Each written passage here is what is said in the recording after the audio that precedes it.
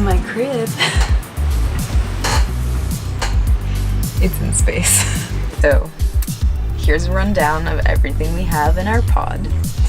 This is really just the ultimate minimalist lifestyle. So here we have 2 USB charging outlets, so if you need to charge your phone, easy.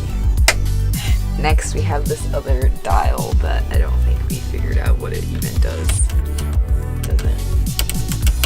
Still don't think it does anything. It's a mystery. These lighting controls, they're pretty cool. So you have your reading light. Let me turn off the ceiling light so you can see. You have this reading light back here. And then your ceiling light, that's where it's at.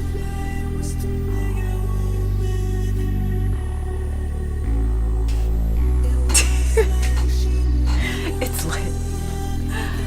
So the pod actually is really comfortable. This is one of the most comfortable beds we've slept in a long time.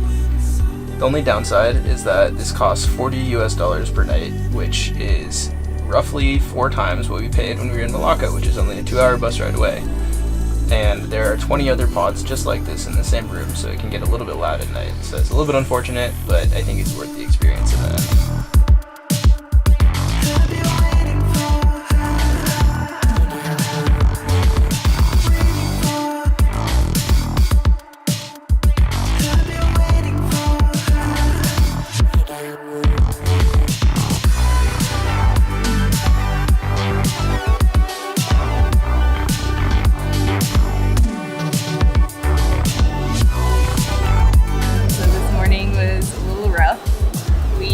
Chinatown, hoping to go to this hawker's food stall that received a Michelin star, so we were really excited about that because the food is still only like $4 Singapore dollars, and it turns out it's under construction for like 2 months.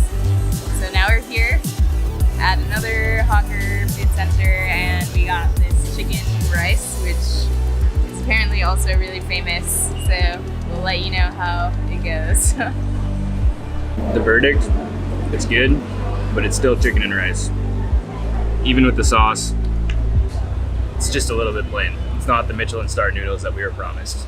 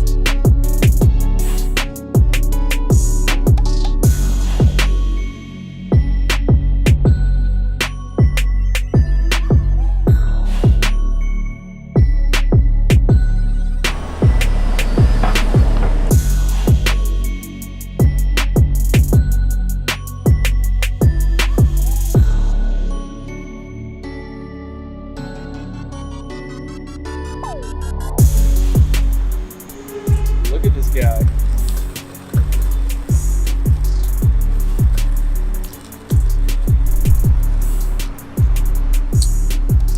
They literally have autonomous lawnmowers that just are in the park.